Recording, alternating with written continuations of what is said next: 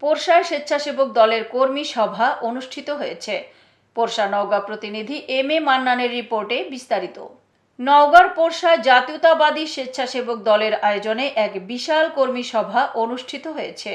15 October বুধবার সকাল 11টায় সারাইগাছি party office মাঠে মজদুল হক আহ্বায়ক পোরশায়ের সভাপতিত্বে এই কর্মী সভায় প্রধান অতিথি হিসেবে উপস্থিত ছিলেন রাসেল মাহমুদ, সহসভাপতি স্বেচ্ছাসেবক দলের কেন্দ্রীয় কমিটি। প্রধান বক্তা মোহাম্মদ মোকসেদুল রহমান আবির, সাংগঠনিক কেন্দ্রীয় কমিটি, এবং বিশেষ অতিথি হিসেবে উপস্থিত ছিলেন মুস্তাফিজুর রহমান মানিক, সদস্য সচিব নওগাঁ, ও দেওয়ান কামরুজ্জামান কামাল, স্বেচ্ছাসেবক দল নওগাঁ। অনুষ্ঠানের সঞ্চালনায় ছিলেন আলহাজ মোহাম্মদ হাফিজুর রহমান, স্বেচ্ছাসেবক দল পোরশা শাখা। এই কর্মী সভায় রাসেল মাহমুদ বলেন, আমরা সকলে শহীদ জিয়ার সৈনিক। সকল ভেদাভেদ মান অভিমান ভুলে গিয়ে দেশ নেতা তারেক রহমানের নির্দেশে একত্রিত হয়ে সামনে জাতীয় সংসদ নির্বাচনে ঐক্যবদ্ধভাবে কাজ করতে হবে, তাহলে আমাদের মনোনীত প্রার্থীকে জয়যুক্ত করা সম্ভব হবে।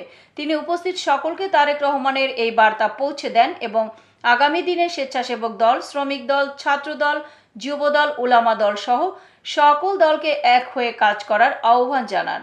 পরিশেষে সভাপতি সাহেব বিভিন্ন ইউনিয়ন থেকে আগত নেতাকর্মীদের সকল দুঃখ বেদনা ভুলে গিয়ে কাঁধে কাঁধ মিলিয়ে কাজ করার আহ্বান জানান এবং সামনে তারেক রহমানের মনোনীত প্রার্থীকে জয়যুক্ত করার মনোবল ব্যক্ত করে সভাটি শেষ করেন।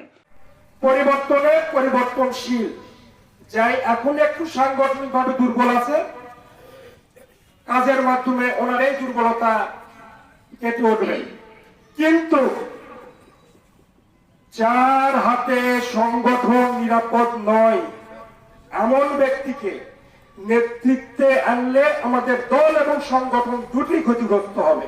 এই বিষয়ে আমাদের রাজশাহী বিভাগীয় টিমের প্রধান রাসেল মাহমুদ, সহসভাপতি কেন্দ্রীয় সংসদের, ওনার নেতৃত্বে আমরা টিম এখানে কাজ করছি। টিমের অংশ হিসেবে যেহেতু জাতীয়তাবাদী স্বেচ্ছাসেবক দলের কর্মী সভা, আমাদের বিএনপি হচ্ছে আমাদের অভিভাবক।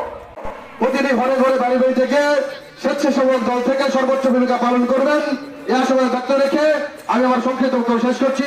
খোদা হাফেজ, বাংলাদেশ জিন্দাবাদ। এতক্ষণ সঙ্গে থাকার জন্য ধন্যবাদ। i1 টিভি নিয়মিত আপডেট পেতে ভিজিট করুন আমাদের ওয়েবসাইট, ফেসবুক, ইনস্টাগ্রাম ও ইউটিউব চ্যানেলে।